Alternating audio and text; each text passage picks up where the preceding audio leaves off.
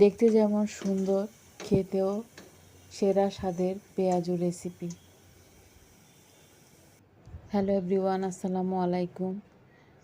রমজানের ইফতারি কিন্তু খুবই মজা লাগে। ভাজা পোড়া ছাড়া কিন্তু ইফতার চলেই না। তো প্রতিদিন না হলেও দু একদিন পর পর আমি কিন্তু ভাজা পোড়া সব কিছুই বানাই। তো আজকে আমি পেঁয়াজুটা কীভাবে বানাই সেটা দেখিয়ে দিচ্ছি। এখানে আমি মসুরির ডাল এবং খেসারির ডাল সমপরিমাণ নিয়ে ভিজিয়ে রেখেছিলাম। ভোর রাতে ভিজিয়েছি, তারপর আমি দুপুরে এগুলো ব্লেন্ড করে নিয়েছি। আমি একটু পাতলা করে ব্লেন্ড করেছি, তো এতে করে পেঁয়াজটা পাতলা হয়, নরম হয় আর কি।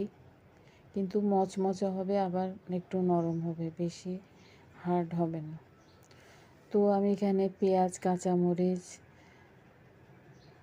ধনিয়া পাতা, গরম মশলা অল্প একটু, জিরা আর হলুদ মরিচের গুঁড়া দিয়ে, লবণ দিয়ে খুব ভালোভাবে হাত দিয়ে মেখে নিয়েছি।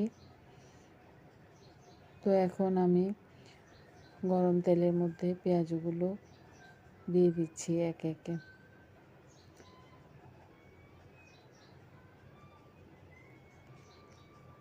এই পেঁয়াজগুলো আমি একবারে যতটুকু লাগবে সবগুলো দিয়েছি, এখানে একসাথে দিয়ে দিয়েছি।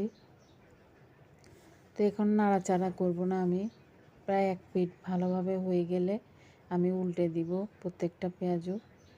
তো এক পাশ গোল্ডেন ব্রাউন হয়ে গিয়েছে। তো এরকম গোল্ডেন কালার রাখবেন, বেশি ভাজলে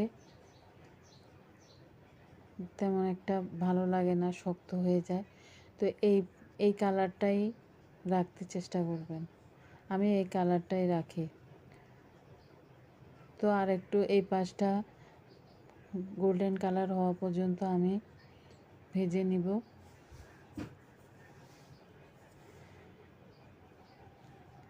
তো আমার পেঁয়াজগুলো কেমন হয়েছে দেখতে পাচ্ছেন, কতটা লোভনীয় লেগেছে, মচমচে হয়েছে। পেঁয়াজগুলি খুবই মজা হয়েছিল।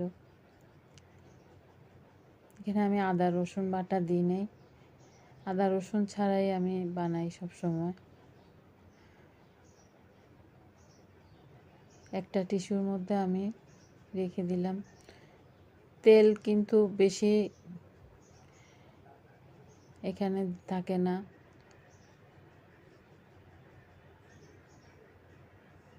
তো আমার পেঁয়াজুটা কেমন লেগেছে